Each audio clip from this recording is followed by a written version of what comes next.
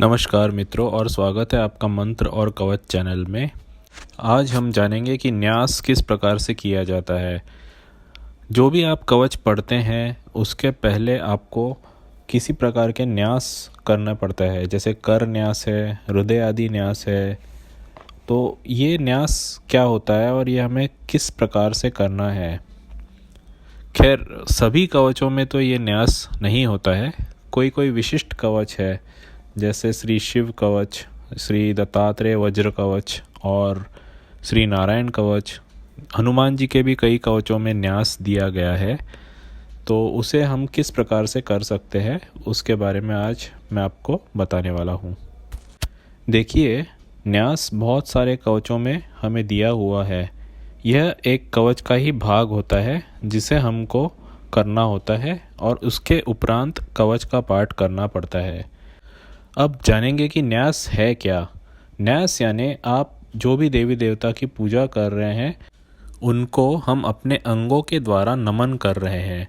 हर एक अंग से हम नमस्कार करते हैं अपने देवी देवताओं को।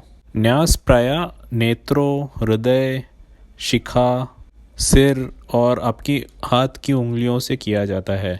उदाहरणार्थ जैसे शिव कवच में कहा जाता है ओम सदाशिवाय अंगुष्ठाभ्याम नमः, या दत्तात्रेय वज्र कवच में कहा जाता है ओम द्राम अंगुष्ठाभ्याम नमः। तो ये क्या है? ये हम देवी देवताओं को, भगवान दत्तात्रेय को या भगवान शंकर को अपने अंगुष्ठ से नमन कर रहे हैं। ऐसा क्यों किया जाता है? ताकि हमारे जो भी अंग है, शरीर है, उसकी पूर्ण तरह सुरक्षा हो सके। कवच आप जानते हैं कि आपके शरीर की और बाकी बहुत सारी आदि दैहिक, आदि दैविक और आदि भौतिक चीज़ों की रक्षा करने में सक्षम एक मंत्र है। इसलिए हम अपने जो भी देवी देवता हैं उनको अपने अंगों से नमस्कार करते हैं। जैसे हम ओम सदाशिवाय अंगुष्ठाभ्याम नमः बोलते हैं तो भगवान शंकर को हम अंगुष्ठ से नमस्कार कर रहे हैं। इस क्रिया में आपको अंगुष्ठ और तर्जनी को चिपका कर ये ऐसा कहना चाहिए। अगर आप कहते हैं नम गंगाधराय तर्जनी माभ्याम नमः, पुनः आपको तर्जनी और अंगुष्ठ को मिलाकर भगवान शंकर की तरफ देखकर नमस्कार करना चाहिए। ये आपको दोनों हाथों से करना है। अगर हम बोलते हैं मम मृत्युंजयाय मध्यमाभ्याम नमः, तो आपको मध्यमा से और अंगुष्ठ के संयोग से आपको भगवान शंकर को या उनके शिवलिंग को नमस्कार करना होता है। दोनों हाथों से हमें ये क्रिया करनी पड़ती है। ठीक इसी प्रकार आप अन्य कवच जो भी पढ़ते हैं जिसमें भी करन्यास वगैरह आता है उसमें आपको इसी प्रकार से करना होता है।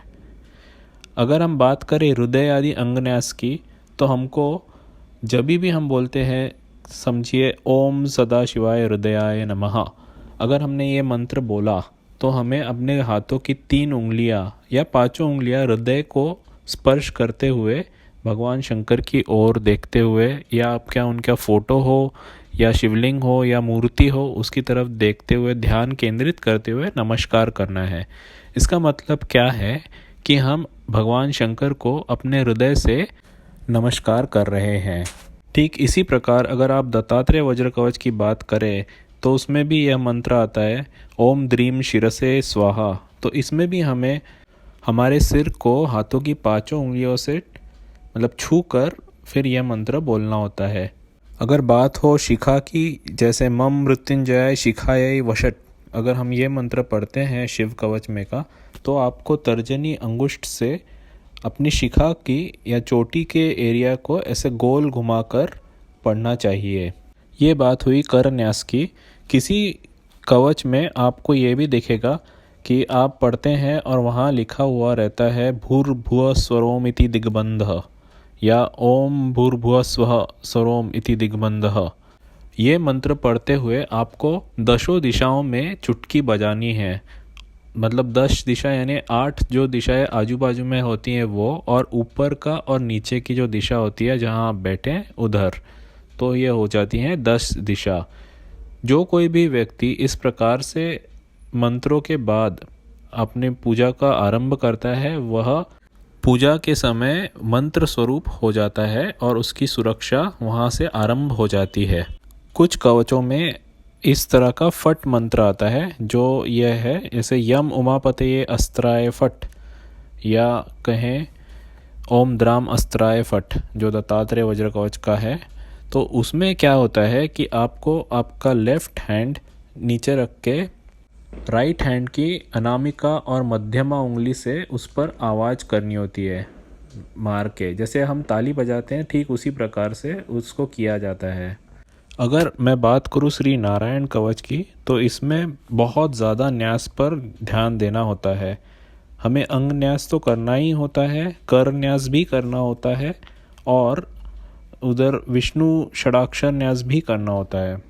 इस कवच में न केवल हाथ पैर की उंगलियों को हम ध्यान में रहते हैं, बल्कि जानुनों, ऊर्व, उदर, हृदय, छाती, मुख, सिर और हर चीज़ का ध्यान रखा जाता है, जैसे हृदय, मूर्धनी, भ्रुवोर मध्य, शिखा, नेत्र और सर्वसंधिषु, यानी जो जितने जॉइंट्स है आपके बॉडी के वो, और दिशा विदिशा यानी दशो दिशा का भी इसमें उल्लेख किया जाता है।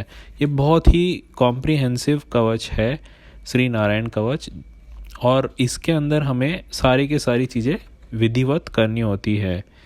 और जब हम विनियोग मंत्र पढ़ते हैं किसी भी कवच का, विनियोग यानी जो मंत्र आता है ओम अस्य श्री दत्तात्रेय वज्रकवच स्तोत्र मंत्रस्य या अन्य प्रकार से या अस्य से ही स्टार्ट होता है, तो उस समय हमें हाथ में अपने राइट हैंड की ओंजली में थोड़ा सा जल लेना होता है और फिर वह विनियोग मंत्र बोलना पड़ता है। और जब वह विनियोग मंत्र के एंड में आप देखेंगे कि श्री दत्तात्रेय प्रसाद सिद्ध्यर्थे जपे विनियोग, इस तरह का उल्लेख जब आपके कवच में आता है, तब आपको आपके हाथ में का पानी धरती पर डाल देना होता है। उसके बाद आप न्यास करके अपना कवच पढ़ना आरंभ कीजिए। और कवच पढ़ने के पहले की विधि इस प्रकार है कि आप किसी भी देवी देवता का कवच पढ़ रहे हैं, उनका ध्यान जप आप एक माला अवश्य करें, यानी 108 बार उस मंत्र को भक्तिपूर्वक पाठ करें। इसके उपरांत आप कवच का पठन करें। धन्यवाद मित्रों, आज के इस वीडियो में बस इतना ही। अगर आपके कुछ कमेंट्स होंगे या कुछ चीज़ के बारे में आपको जानना होगा तो नीचे हमारे वीडियो के कमेंट्स कीजिए, हम आपके प्रश्नों के पूरे जवाब देने की कोशिश करेंगे। अगर आपको वीडियो अच्छी लगी हो तो कृपया लाइक, शेयर और सब्सक्राइब ज़रूर करें। बहुत बहुत धन्यवाद। आपका कल्याण हो।